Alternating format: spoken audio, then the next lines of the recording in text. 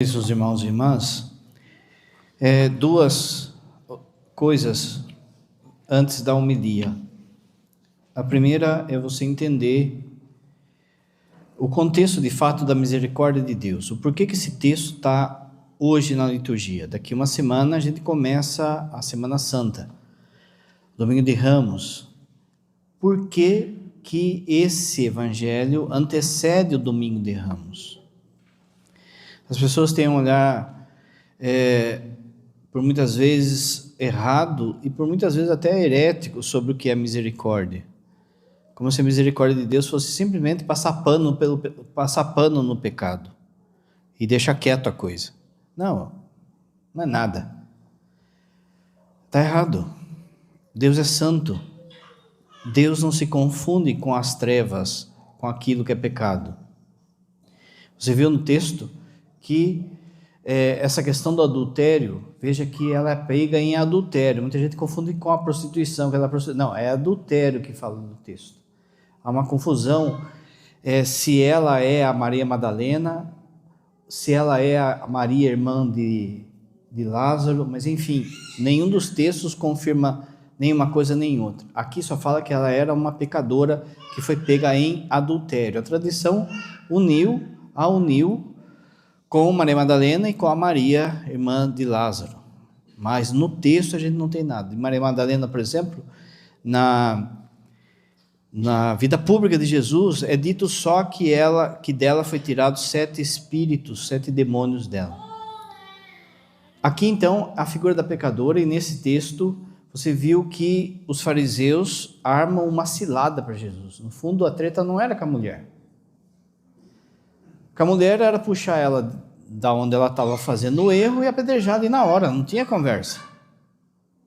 Mas elas apresentado essa mulher para Jesus, para que ou ele vá contra a lei de Moisés, ou ele faça cumprir a lei de Moisés, daí a misericórdia dele é só palavreado.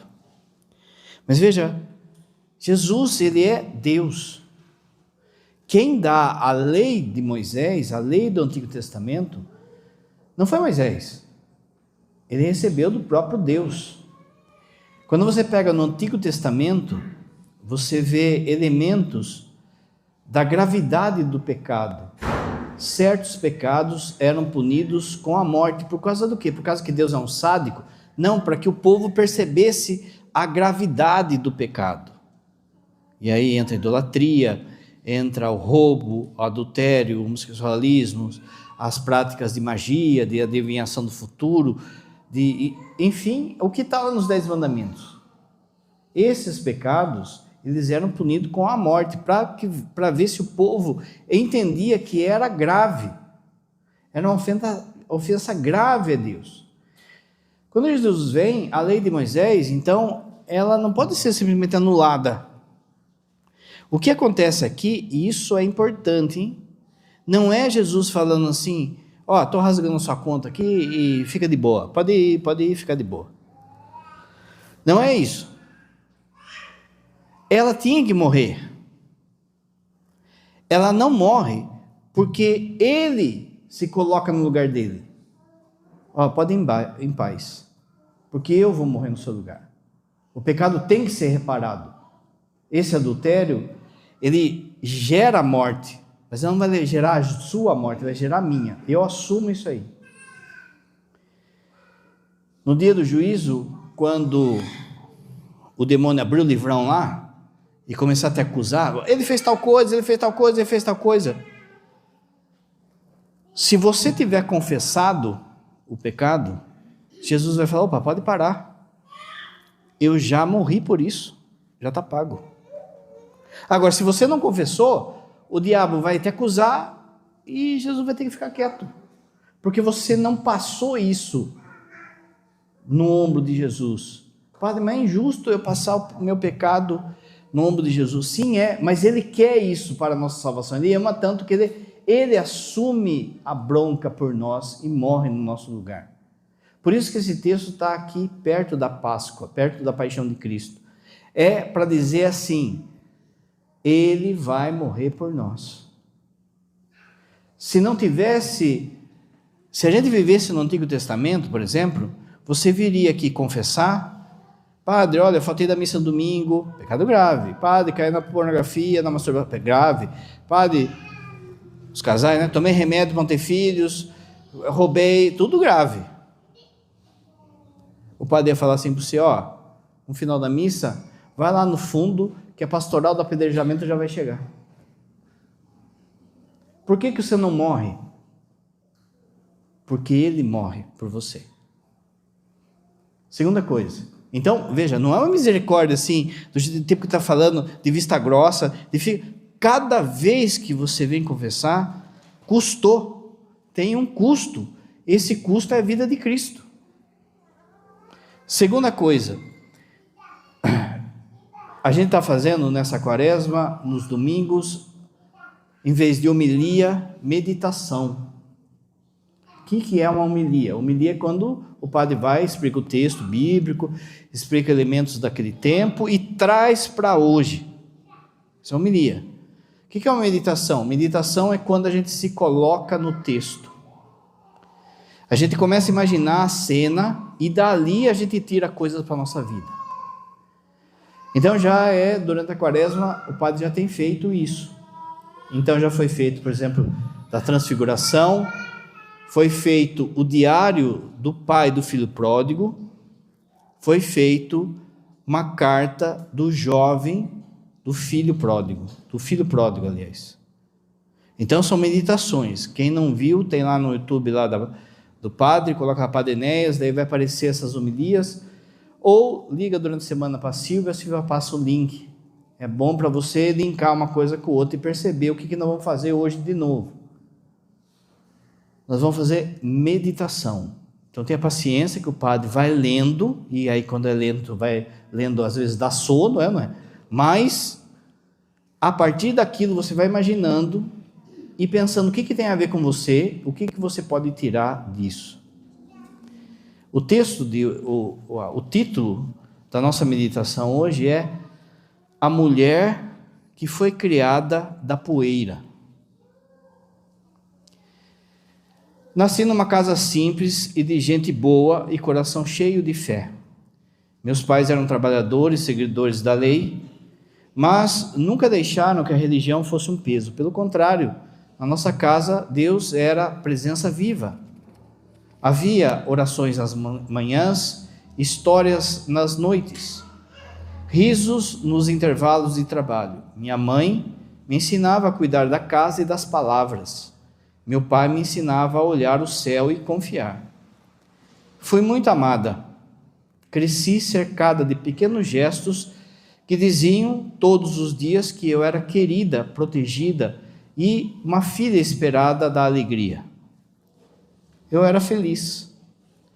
Não uma felicidade barulhenta de quem quer provar algo, mas uma alegria tranquila, como semente boa em terra boa. Ajudava nos afazeres da casa, aprendia os mandamentos e caminhava pelas ruas da vila com leveza. As pessoas sorriam quando me viam. Não porque eu era especial, mas porque a paz que meus pais cultivaram em mim se espalhava um pouco ao meu redor. Meu coração era limpo. Eu era inocente. Minha fé era simples. E meu futuro, eu nem pensava nele. Eu apenas vivia com gratidão cada dia que Deus me dava. Desde muito pequena, todos comentavam a minha beleza. Os olhos vivos, os cabelos escuros, a pele dourada como o sol do campo, como que pelo sol do campo. Mas mais do que isso, meu pai dizia que eu tinha uma inteligência viva, curiosa, daquelas que não se contentam só em ouvir, mas sempre procurando entender. Eu aprendia rápido e com gosto. Gostava de ajudar minha mãe, meu pai, ajudava a minha mãe com os pães, com os tecidos, ia sempre com o meu pai no mercado. Tinha alegria nas pequenas coisas, tudo era leve, tudo era bom.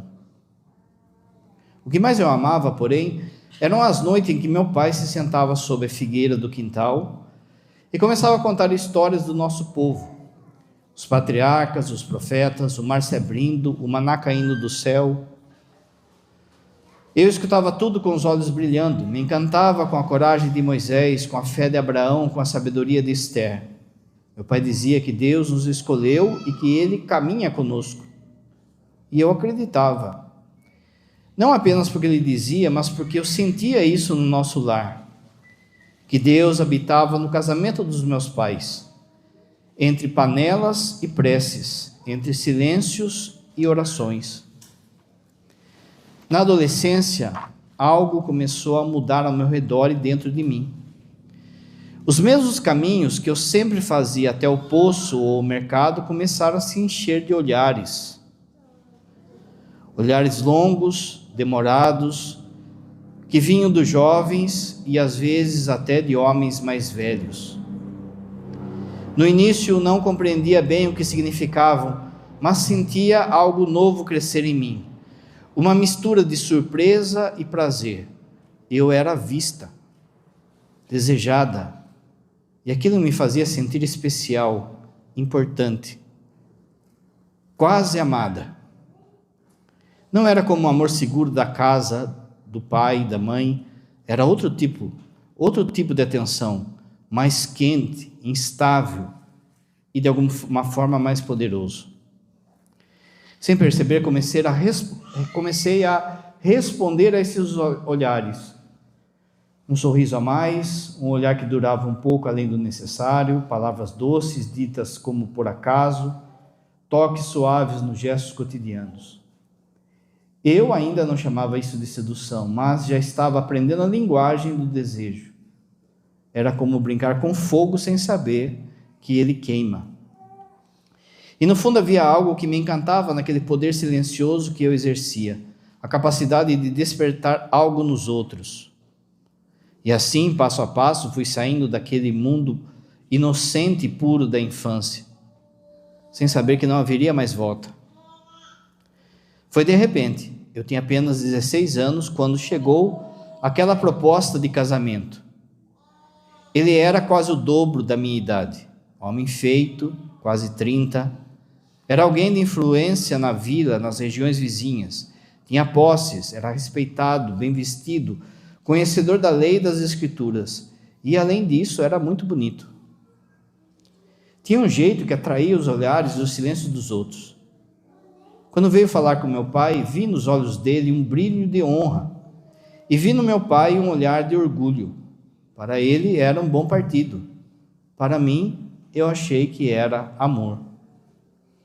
Aceitei, minha família aceitou, não por medo, não por ambição. Aceitei porque na minha juventude sonhadora vi naquele homem forte e doce alguém que poderia me amar profundamente, alguém que me protegeria, me acolheria, me faria feliz.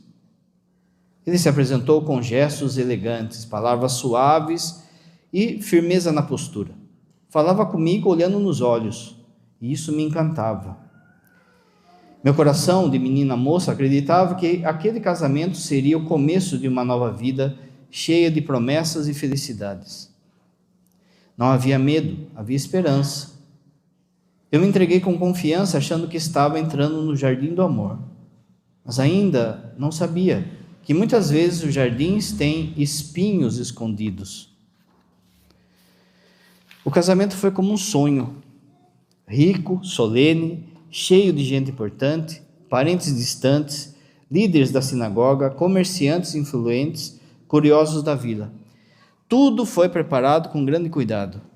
A casa do meu marido foi adornada com flores e tecidos finos trazidos de longe. As mulheres entoavam cânticos alegres enquanto me preparavam, vestindo-me com o melhor linho, entre perfumes e colares. Meu coração batia como nunca, não só pelo nervosismo, mas porque eu acreditava com toda a minha alma que estava começando uma vida abençoada.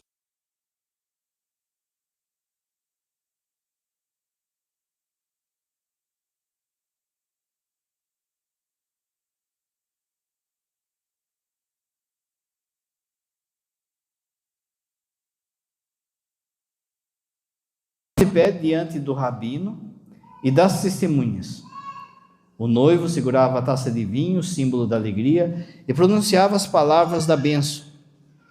Ele me ofereceu o anel, simples, mas puro, dizendo: com esse anel tu és consagrada para mim, segundo a lei de Moisés. Todos responderam com júbilo e orações. Depois ele quebrou com o pé a taça de vidro, lembrando a destruição do templo e o compromisso de lembrar que mesmo na alegria há dor no coração. Todos gritaram Mazel Tov, que quer dizer felicidades. E ali, sob o olhar de muitos, e diante do Deus dos nossos pais, comecei minha vida como esposa, com um véu no rosto, amor no peito e esperança nos olhos. Sei, e nunca deixei de saber, que nada do que fiz depois justifica aquilo que ele fez para mim. Nenhuma dor, por mais aguda, nos dá o direito de ferir em troca. Mas também sei que o coração humano não é feito só de razão e mandamentos. É de carne, é de sangue, é desejo de ser visto e amado. E o que começou como promessas, logo se transformou em silêncio e pedra. O homem que diante do altar me falava com doçura, dentro de casa se fechava como muralha. Sua voz ante mel virou ordem. Seu olhar que me encantava passou a atravessar-me como se eu não estivesse ali. Não havia tapas, não havia gritos, só frieza. Uma frieza tão constante que se tornou mais cortante que qualquer açoite. Ele falava comigo como quem conversa com o vento. Palavras sem peso, sem atenção, sem alma. E o lar que deveria ser refúgio se fez prisão. Eu caminhava entre paredes belas e frias, vestida de esposa, mas estava despida de amor. E toda noite ao deitar sentia que algo em mim morria devagar, como uma chama esquecida no relento.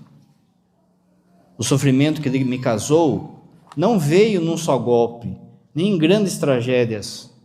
Veio aos poucos, como uma gota que cai sempre no mesmo lugar, até abrir uma ferida. No início, eu esperava que fosse só o tempo de adaptação, que ele era um homem ocupado, sério, reservado, mas logo entendi. Ele não sabia ou não queria saber o que de fato era o amor. Não me ouvia, não me tocava, não perguntava como estava, o que sentia, se era feliz. Eu era um ornamento para os outros, uma obrigação social, um nome ligado ao dele. Meu corpo lhe pertencia, mas minha alma era ignorada. E o que mais doía era a solidão diante de todos. Aos olhos do mundo, éramos o casal ideal. Ele rico, respeitado, eu jovem, bela, bem casada. Mas por dentro eu gritava em silêncio. Quantas vezes chorei escondida entre lençóis que nunca foram de ternura? Quantas vezes clamei a Deus em orações mudas, pedindo que Ele me visse, que me chamasse pelo nome. Mas o amor, se é forçado, vira punição. E assim, dia após dia, fui murchando.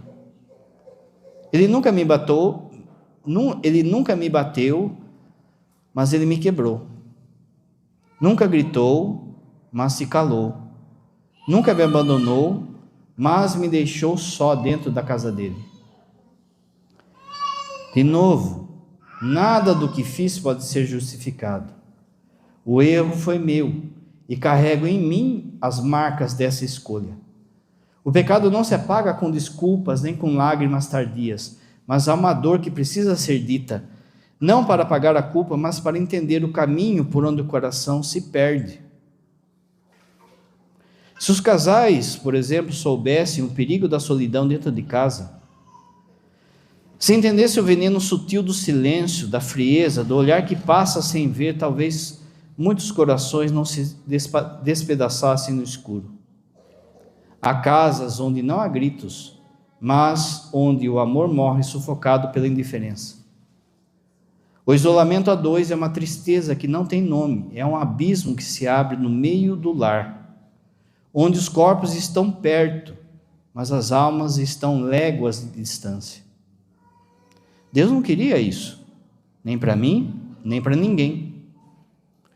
Ele não criou o matrimônio como prisão, mas como comunhão. Ele sonhou o casal como um altar, onde o amor se oferece, se renova dia após dia com um louvor vivo.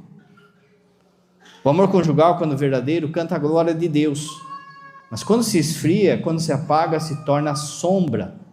E nessa sombra, muitas vezes, o inimigo sussurra mentiras doces que prometem calor, mas só trazem ruína. Depois de 10 anos de casamento, uma nova dor começou a se levantar dentro de mim e ao redor de mim. Eu não lhe dei filhos, e aquilo era um absurdo naquela sociedade. Mês após mês, ano após ano, o ventre continuava vazio. No início havia silêncio, depois vieram as perguntas, os olhares tortos das vizinhas, os murmúrios nas festas, as suposições sussurradas atrás das portas e, por fim, as acusações dele. Ele, que já era frio, se tornou cruel. Dizia que eu era uma aberração, que algo em mim era impuro, que meus pais tinham o sangue maldito, como se eu fosse uma praga que caiu sobre a casa dele. As palavras dele me feriam mais do que qualquer chicote poderia ferir. Comecei a acreditar que talvez fosse mesmo amaldiçoada, que meu corpo era defeituoso, indigno de gerar a vida. E como se isso não bastasse, comecei a perceber o que antes eu não queria enxergar: as servas. Vi mais de uma vez seus lenços amassados, seus olhos baixos, seus corpos que fugiam do meu com vergonha. Vi o desprezo disfarçado de hábito, e vi meu próprio marido se deitar com elas como se eu fosse nada. Era traição, sim, mas não só de corpo, era traição de alma, de história. E no meio disso tudo eu fui desaparecendo, fui me tornando vazio, um nome sem rosto, uma mulher que não era esposa, nem mãe, nem sequer desejada, nem por ele, nem por Deus, nem por ninguém. Eu era ausência. Sinto vergonha profunda do que eu fiz, vergonha que me acompanha como sombra até nos dias em que fui perdoada. Eu não me justifico, não busco desculpas, mas foi na dor, naquela dor sem nome que habitava a minha carne e minha alma que ele apareceu. Um soldado romano, de minha idade, jovem, com um sorriso fácil, que parecia acender algo no ambiente. Ele fazia vigia na entrada da nossa vila. Era estrangeiro, mas havia nele um jeito diferente, uma leveza nos gestos, gentileza, quase dissonante da armadura que usava. Tudo começou com olhares furtivos, desses que a gente finge que não percebe. Depois vieram palavras, elogios, brincadeiras inocentes, pequenas conversas quando eu ia ao poço ou ao mercado.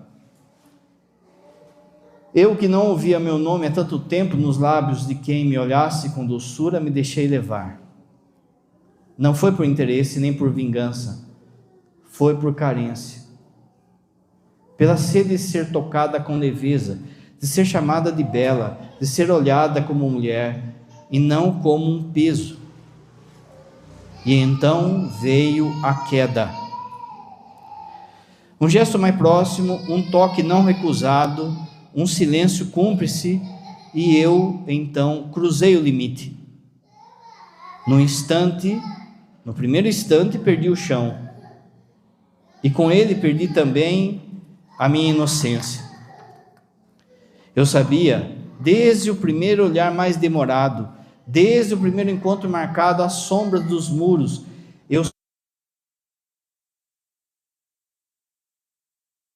uma ofensa a Deus dos nossos pais, uma ofensa à nossa família, ou ofensa à minha honra. Aquele Deus que me viu crescer entre orações e histórias sagradas, agora para mim parecia um acusador. Sabia que se alguém me visse, se alguém me denunciasse, a pena seria uma só: a morte por apedrejamento. Não havia piedade para as mulheres como eu. Seria arrastada pelas ruas, humilhada, lançada no chão, condenada para sempre. E mesmo assim, sabendo de tudo isso, eu me deixei levar. Era como se uma parte de mim gritasse: foge, enquanto a outra sussurrava: fica só mais um instante. Os encontros eram escondidos, breves e intensos. Havia neles algo de prazer, sim, mas um prazer ferido, manchado, um prazer de culpa. Era um consolo em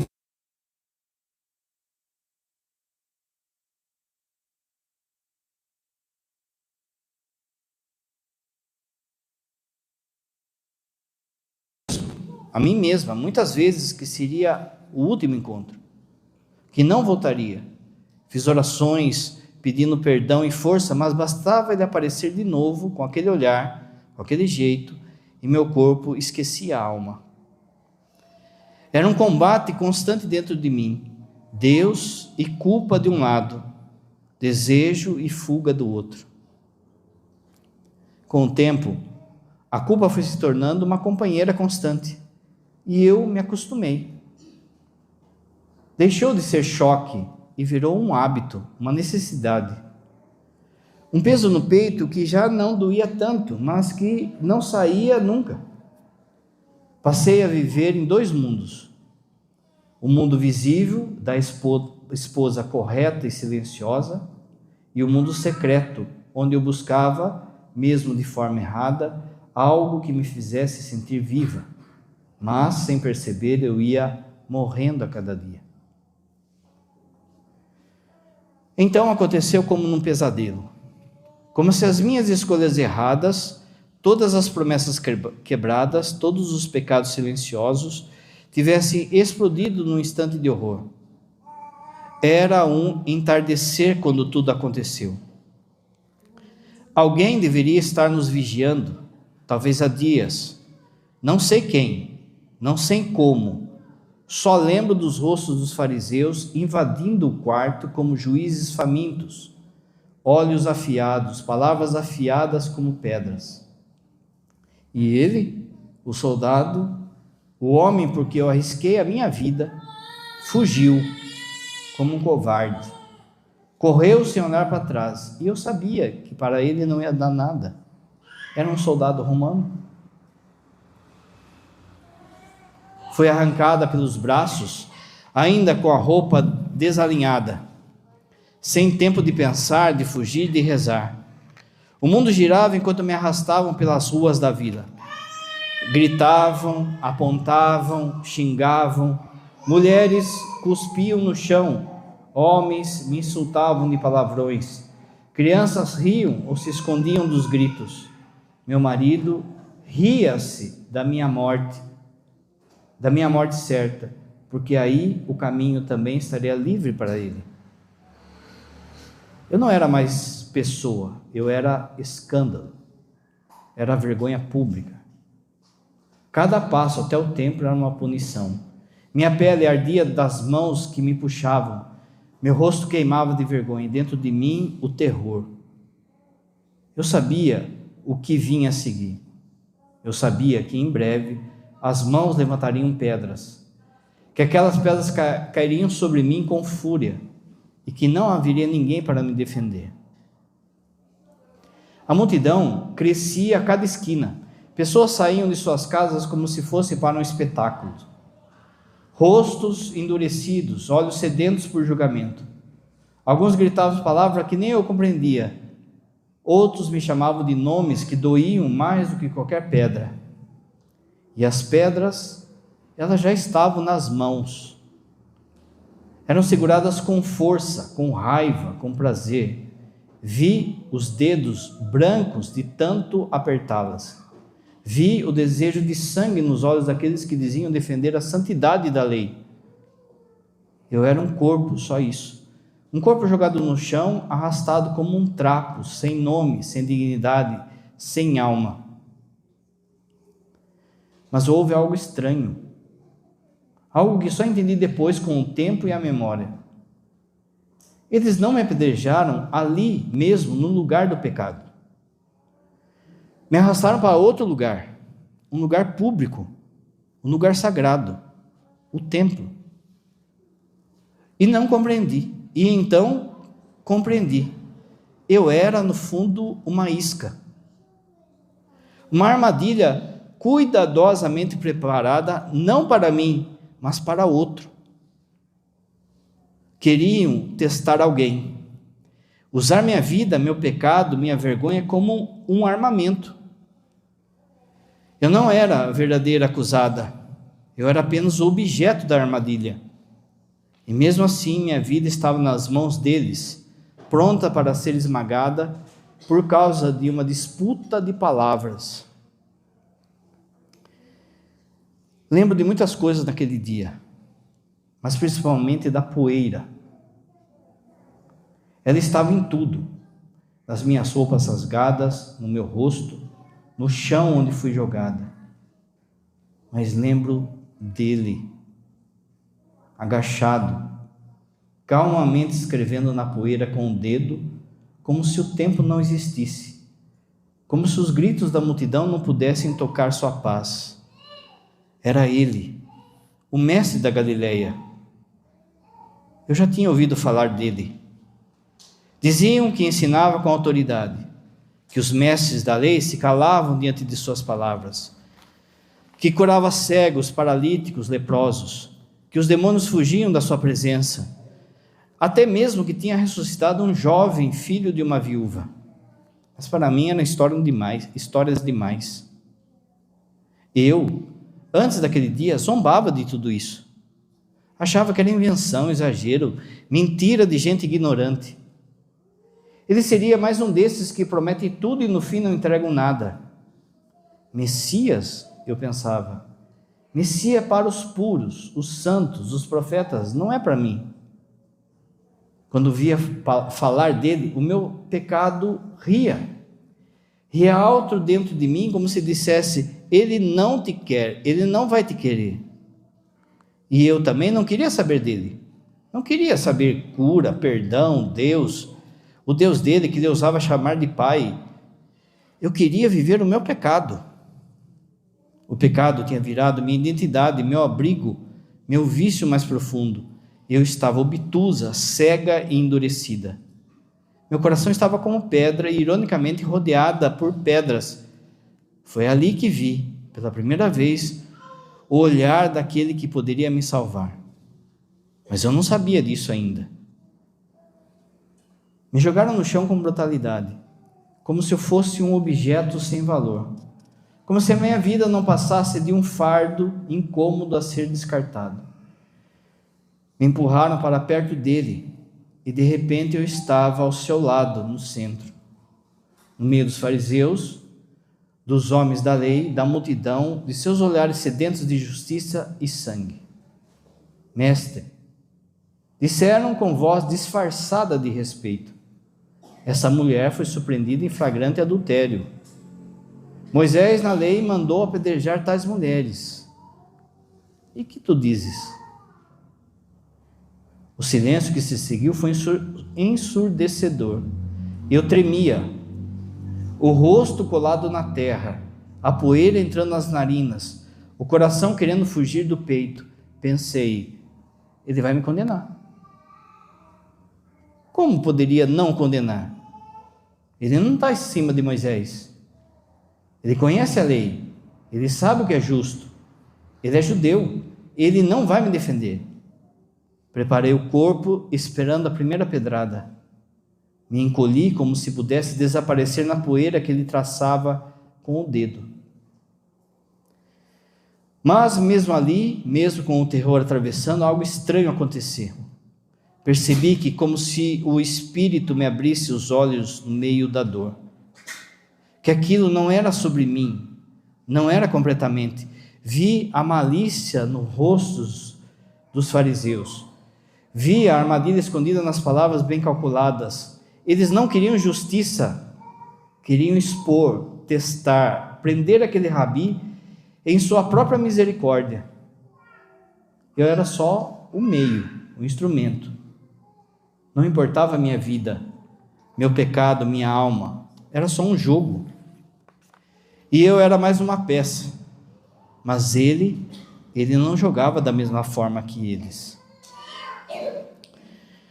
Foi então naquele silêncio denso que meu coração, mesmo ferido, endurecido, envergonhado, se abriu. Foi como se todo o peso dos anos, toda a escuridão dos meus pecados, toda a indiferença que eu cultivei contra Deus, desabasse num só sussurro interior.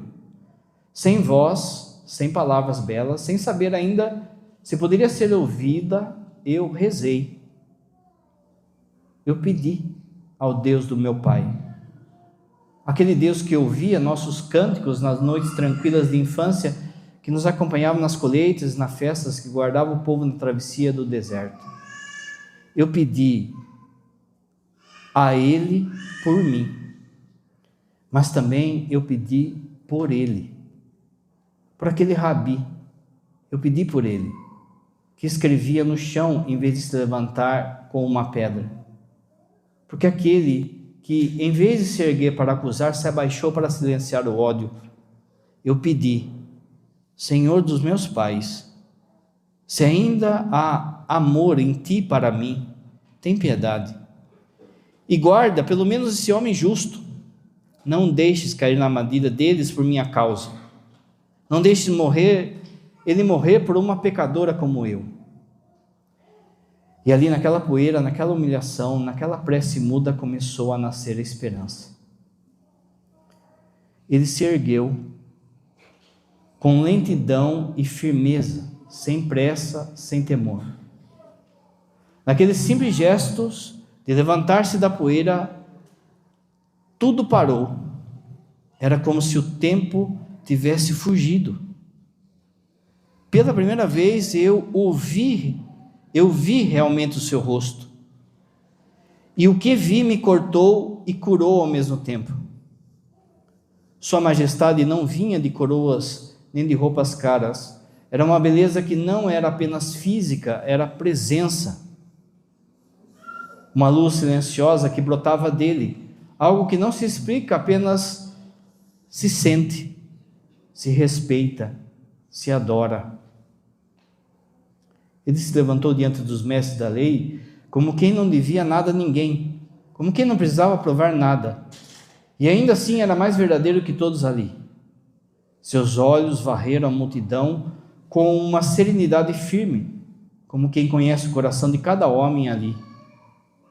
Sua autoridade não era grito, era paz, não era ameaça, era verdade.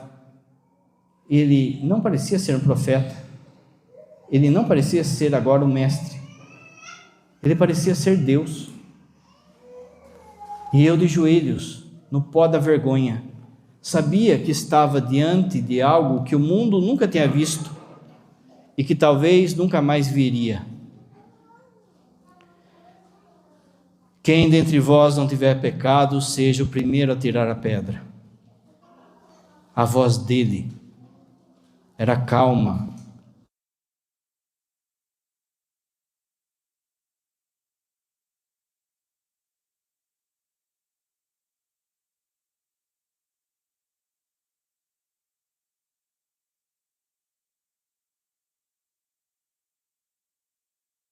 Onde doía mais em cada coração. Uma voz que não só falava aos ouvidos, mas às almas. Eu a senti atravessar meu corpo, mesmo sem olhar para ele. Aquela voz não só me defendeu, ela me revelou a mim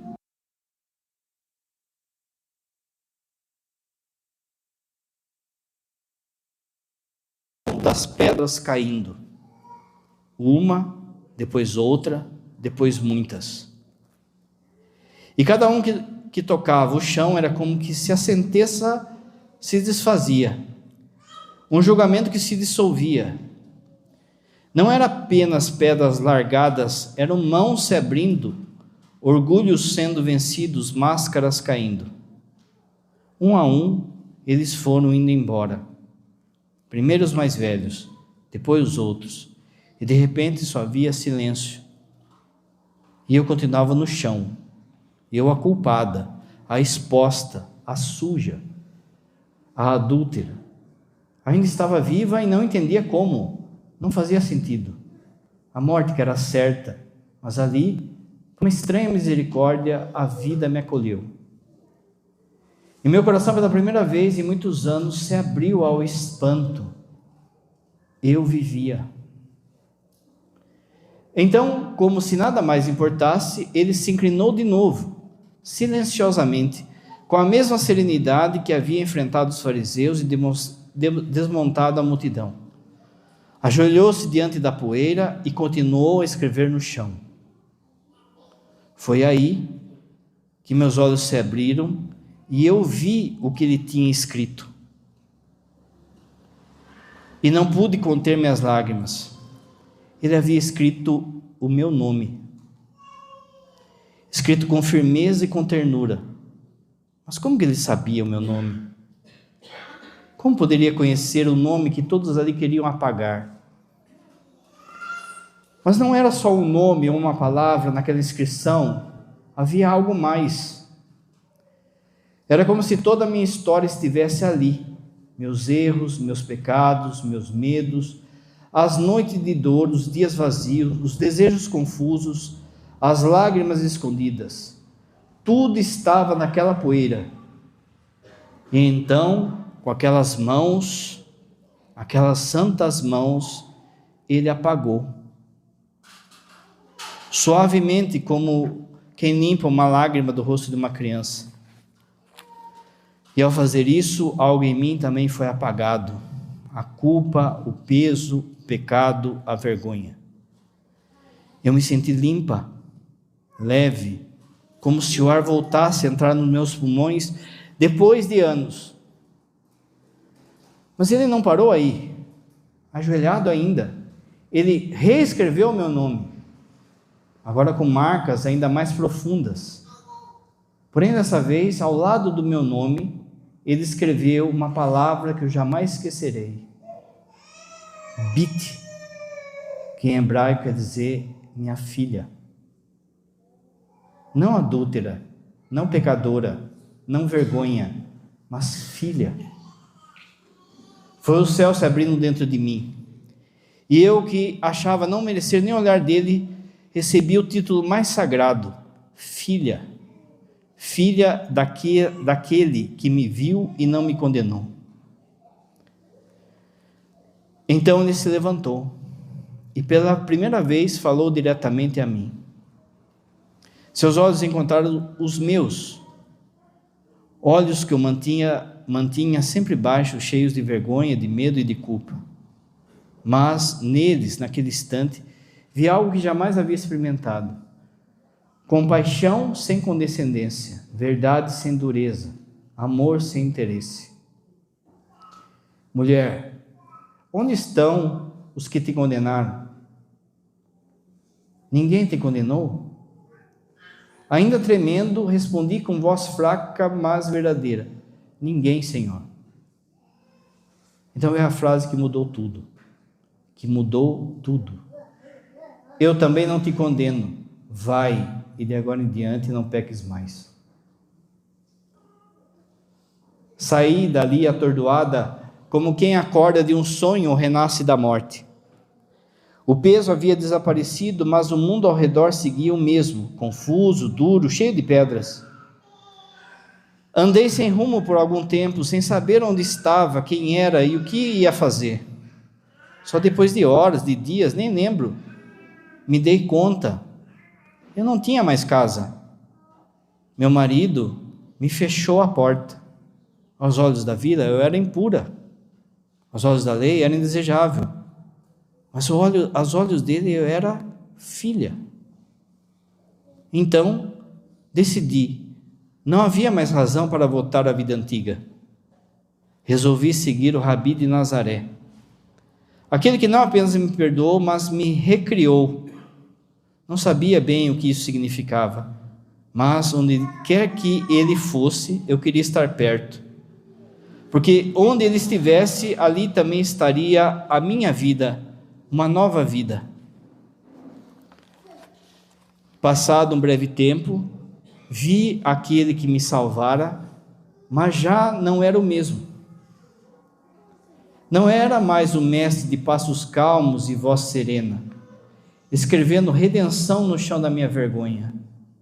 Era agora um homem em ferida, flagelado, coberto de sangue e silêncio, tropeçando sob o peso de uma cruz que não era a sua, e mesmo assim carregava com dignidade de um rei e a dor de um cordeiro. O rosto que um dia me olhou com compaixão agora estava coberto de feridas, e seus olhos, mesmo assim, ainda eram de amor, um amor tão puro que doía na nossa alma. Eu vi a sua dor, eu vi também a dor da sua mãe, aquela mulher que, de olhar rasgado, que seguia o filho com o coração dilacerado, sem grito, mas com lágrima, que parecia carregar o peso do mundo. Ouvi o som das marteladas, secas, cortantes, cada um como um trovão, e então ele foi erguido, crucificado, suspenso entre o céu e a terra como ponte viva entre o homem e Deus. E foi naquela hora, diante daquele madeiro, que tudo se revelou. Entendi, enfim, o que aconteceu na tarde em que me pouparam. Não era apenas perdão, era troca. Não foi só compaixão, foi sacrifício. Naquela cruz, compreendi que minha dívida não foi simplesmente rasgada, mas foi paga. Que meu pecado não foi esquecido, foi acolhido na chaga dele. O perdão não é leve, ele pesa, ele sangra, e o meu custou a vida do homem mais inocente. Jesus não apenas me livrou da morte, ele a tomou para si. Morria por mim, morria por nós, morria por amor. E naquela hora, enquanto o céu escurecia e a terra tremia, eu soube. Meu Salvador havia cumprido a promessa do Deus de meus pais. E sua cruz era o altar onde fui resgatada com sangue e misericórdia. Creio em Deus Pai Todo-Poderoso,